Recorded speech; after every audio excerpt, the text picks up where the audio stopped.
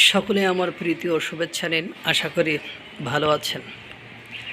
দেখেন, দিনকে দিন ভারত কেন বিশ্বমঞ্চে এত সম্মানিত হচ্ছে, ভারতের সাথে উন্নত রাষ্ট্রগুলো কেন এত সুসম্পর্ক করতে যাচ্ছে বা চাচ্ছে।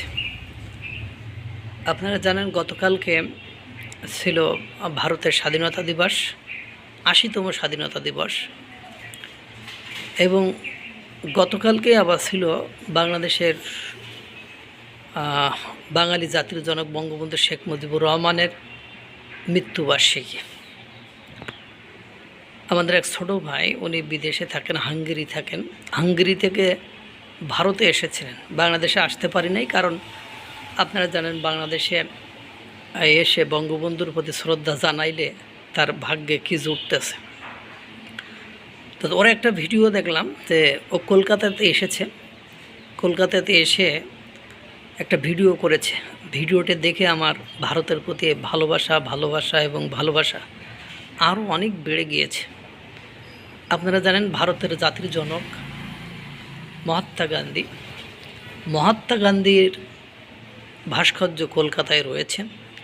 সেই ভাস্কর্যের পাশে আরেকটি ভাস্কর্য রয়েছে, সেটি হলো বাঙালি জাতির জনক বঙ্গবন্ধু শেখ মুজিবুর রহমানের।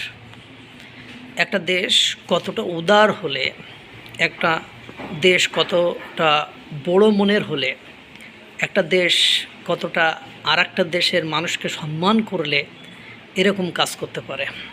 চিন্তা করেছেন আপনি?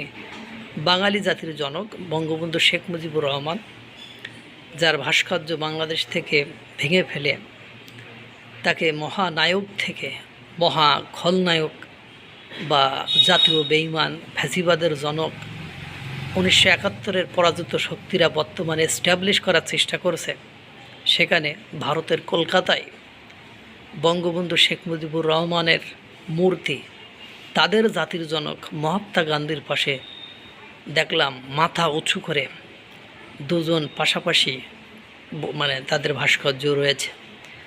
তো ভারত বলে এটা সম্ভব, কারণ তারা সাংস্কৃতিক দিক থেকে, তারা সৌন্দর্যের দিক থেকে, তারা প্রীতির দিক থেকে, তারা সম্প্রীতির দিক থেকে, তারা ভালোবাসার দিক থেকে একেবারে অকৃপণ কৃপণ নয়। তারা অন্যকে সম্মান করতে জানে। আমরা জানি, বই পুস্তকে লেখা আছে সর্বকালের সেরা শ্রেষ্ঠ বাঙালি বঙ্গবন্ধু শেখ মুজিবুর রহমান। এই শ্রেষ্ঠ বাঙালি বঙ্গবন্ধু শেখ মুজিবুর রহমানকে ভারত যে সম্মান প্রদর্শন করেছে, তার জন্য ভারতের প্রতি অগাধ ভালোবাসার আরও সৃষ্টি হলো।